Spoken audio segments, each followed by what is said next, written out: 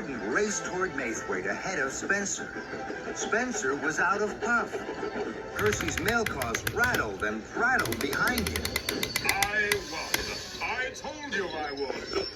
Before Spencer could ease his axles, the door of the express swung open. The Duke and Duchess of Boxford stepped out. They were cross. Fumbling fenders. Spencer, you have let us down. We left you in charge of our summer house, and it's not ready for our holiday. Our friend Sir Topham Hatt says you spend all day watching Thomas. And taking mail cars that aren't yours. You told me you would take them back to Percy, and you haven't. Spencer's pride was in pieces. They have a very old engine, a heap of scrap, in fact.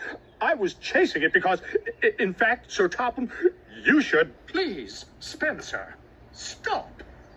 Chasing engines that are a heap of scrap? We'll have to send you back to the mainland. It's quite clear. You're not fit to work. Please, may I help? I could work with Spencer at the summer house. I'm sure together we could have it ready in time. The Duke and Duchess were delighted. Thank you, Thomas. That is most kind of you. Please keep an eye on Spencer. He's clearly not feeling well. Spencer wheezed steam. It was all too terrible. It was getting late as Thomas chuffed to see Hero. Hero was very sad.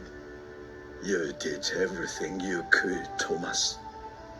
But I know now. I will be sent to the smelter's yard.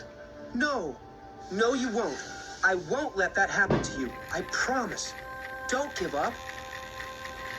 And Thomas steamed sadly away to Tidmouth. All the engines were worried about Hero and cross with Spencer. I'm sorry I left my mail car so close to Hero. I didn't know he was there.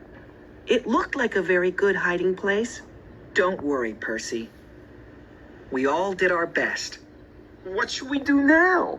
I'm going to tell Sir Topham Hatt. Why? We tried to fix Hero by ourselves. It didn't work. We need his help. First of all, I'll finish the summer house with Spencer. Then Sir Topham Hatt will know that I am a really useful engine, and he will want to help me. The other engines were quiet. They knew Thomas was right, but they were worried for Hero. He was their friend. They wanted to look after him. While I'm busy, will you all go and visit Hero? Of course we will, Thomas. All the engines whistled. They were a team for Hero. For the next few days, Thomas and Spencer worked on the summer house busily. Thomas didn't let Spencer out of his sight. Thomas's friends all looked after Hero. He was never alone for long.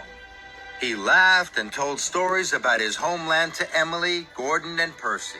He listened to Edward's wise words and cared that Henry had to have special coal. He admired James's shiny red coat and thought Toby was very special, the only steam tram he had ever met. The Duke and Duchess came to visit the summer house. It was almost complete. They were very pleased. Spencer beamed. He told them all about it, while Thomas puffed quietly away to see Hero. Hero was happy to see Thomas. Hello, Thomas, my best friend. Hello, Hero. Thomas could see Hero was sad. Hero, I won't let you be scrapped. Believe me, tonight I will fix everything. Thomas chuffed back to the summer house, just in time to say goodbye to the Duke and Duchess. Thank you, Thomas. Without you, Spencer would never have finished on time. I have to go to Napford now. Why? To see Sir Topham Hatt. Spencer snarled. You're going to tell Sir Topham Hatt about that silly scrap engine. I'll get there first to make sure your plan doesn't work. That engine will be sent to the smelter's yard, where he belongs.